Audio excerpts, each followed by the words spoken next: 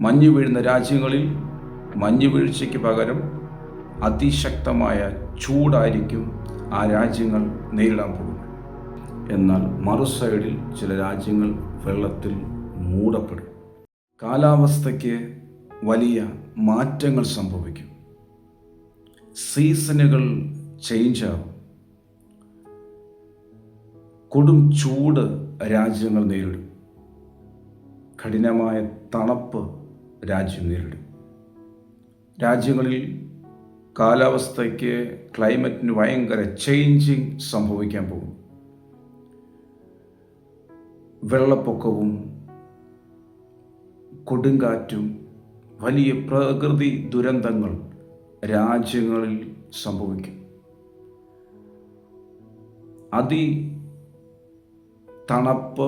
അതിശക്തമായ തണുപ്പ് അനുഭവിക്കുന്ന രാജ്യങ്ങളിൽ അതിശക്തമായ ചൂട് വർദ്ധിക്കാൻ പോകും. ഇത്ര നാളും തണുപ്പ് കൊണ്ട് അവർ വലഞ്ഞെങ്കിൽ ഇനി ചൂടാണ് ആ രാജ്യങ്ങൾ ഉണ്ടാകാൻ പോകുന്നത്. കാലാവസ്ഥയുടെ മാറ്റങ്ങൾ സംഭവിക്കുമ്പോൾ മഞ്ഞ് വീഴുന്ന രാജ്യങ്ങളിൽ മഞ്ഞ് വീഴ്ചയ്ക്ക് പകരം അതിശക്തമായ ചൂടായിരിക്കും ആ രാജ്യങ്ങൾ നേരിടാൻ പോകുന്നത്. വലിയ പ്രകൃതി ദുരന്തങ്ങൾ ഇത് നിമിത്തം സംഭവിക്കും. അന്തരീക്ഷത്തിനൊക്കെ ഒരു മാറ്റം സംഭവിക്കുന്ന വിധത്തിൽ അന്തരീക്ഷത്തിനൊക്കെ ഒരു മാറ്റം സംഭവിക്കുന്നു. പ്രകൃതിയുടെ രീതികൾക്കെല്ലാം ഒരു മാറ്റം സംഭവിക്കുന്ന ഒരു സംഭവമാണ് ഉണ്ടാകാൻ പോകുന്നത്. ഇതിങ്ങനെ ഈ ഭൂമി ചരിയുമ്പോൾ ചില സ്ഥലങ്ങളിൽ കൊടും ചൂട് അനുഭവപ്പെടും. കൊടും വരൾച്ച അനുഭവപ്പെടും.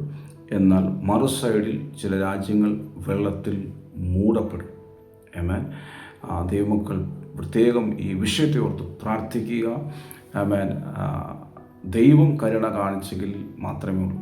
ശാസ്ത്ര ലോകത്തിന് പോലും ഒന്നും ചെയ്യാൻ കഴിയില്ല. കർത്താവ് കരുണ കാണിക്കട്ടെ. ജനത്തെ ദൈവം സംരക്ഷിക്കട്ടെ. യൂറോപ്യൻ രാജ്യങ്ങളിൽ കടുത്ത ഉഷ്ണതരംഗം തുടരുകയാണ്. ഫ്രാൻസ്, സ്പെയിൻ, ഇറ്റലി തുടങ്ങിയ രാജ്യങ്ങളിൽ ഉയർന്ന താപനില രേഖപ്പെടുത്തി. ഫ്രാൻസിൽ കടുത്ത ചൂടിൽ നിന്ന് രക്ഷ നേടാൻ ജലാശയങ്ങളിലിറങ്ങി 40-ലധികം ആളുകൾ മുങ്ങി മരിച്ചു എന്ന റിപ്പോർട്ട് കൂടി വരുന്നു. യൂറോപ്യൻ രാജ്യങ്ങളിൽ കടുത്ത ഉഷ്ണതരംഗം ജനജീവിതം ദുസ്സഹമാക്കുകയാണ്. ഫ്രാൻസ്, സ്പെയിൻ, ഇറ്റലി തുടങ്ങിയ രാജ്യങ്ങളിലെ താപനില റെക്കോർഡുകൾ ഭേദിച്ച് മുന്നേറുകയാണ്. കനത്ത ചൂടിൽ നിന്ന് ആശ്വാസം തേടി സുരക്ഷാ സംവിധാനങ്ങളില്ലാത്ത നദികളിലും കനാലുകളിലും നീന്താനിറങ്ങുന്നതാണ് ഇപ്പോൾ വലിയ ദുരന്തങ്ങൾക്ക് കാരണമായിരിക്കുന്നത്. ഫ്രാൻസിൽ മാത്രം വ്യാഴാഴ്ചയ്ക്ക് ശേഷം ചൂടുമായി ബന്ധപ്പെട്ട് ജലാശയങ്ങളിൽ ഒട്ടേറെ മരണങ്ങൾ റിപ്പോർട്ട് ചെയ്തു. ഫ്രാൻസിലെ സീൻ നദിയിൽ നീന്താനിറങ്ങിയ 13 വയസ്സുകാരി മുങ്ങി മരിച്ചതാണ് ഒടുവിലത്തെ ദാരുണ സംഭവം. ലിയോണിന് സമീപം റോൺ നദിയിൽ അപകടത്തിൽപ്പെട്ട യുവ ഫുട്ബോൾ താരം ഗുരുതരാവസ്ഥയിൽ ആശുപത്രിയിലാണ്. കാർ പാർക്കിംഗിൽ നിർത്തിയിട്ടിരുന്ന കാറിനുള്ളിൽ നിന്ന് 2 കുട്ടികളെ മരിച്ച നിലയിൽ കണ്ടെത്തിയതും ഉഷ്ണതരംഗത്തിന്റെ തീവ്രത വ്യക്തമാക്കുന്നുണ്ട്. സമാനമായ രീതിയിൽ ജർമ്മനിയിലെ റൈൻ നദിയിലും നിരവധി മരണങ്ങൾ റിപ്പോർട്ട് ചെയ്തു. അതേസമയം അയൽരാജ്യമായ സ്പെയിനിലും സ്ഥിതി അതീവ ഗുരുതരമാണ്. ചില ഗ്രാമീണ മേഖലകളിൽ താപനില 44 ഡിഗ്രി സെൽഷ്യസ് വരെ ഉയർന്നു. കാലാവസ്ഥാ വ്യതിയാനത്തിന്റെ ആഘാതം സ്പെയിനിനെ കഠിനമായി ബാധിച്ചിട്ടുണ്ടെന്നാണ് കാലാവസ്ഥാ നിരീക്ഷണ കേന്ദ്രമായ എമെറ്റ് വ്യക്തമാക്കുന്നത്. ഇറ്റലിയിലും സ്ഥിതി വ്യത്യസ്തമല്ല. റോം, മിലാൻ, ഫ്ലോറൻസ്, വെനീസ് ഉൾപ്പെടെ 15 പ്രധാന നഗരങ്ങളിൽ റെഡ് അലർട്ട് പ്രഖ്യാപിച്ചിട്ടുണ്ട്. മുതിർന്നവർക്കും ആരോഗ്യവാനായ ഒരാൾക്ക് പോലും ഈ ചൂട് വലിയ ആരോഗ്യ പ്രശ്നങ്ങൾ ഉണ്ടാക്കാമെന്നാണ് മുന്നറിയിപ്പ്.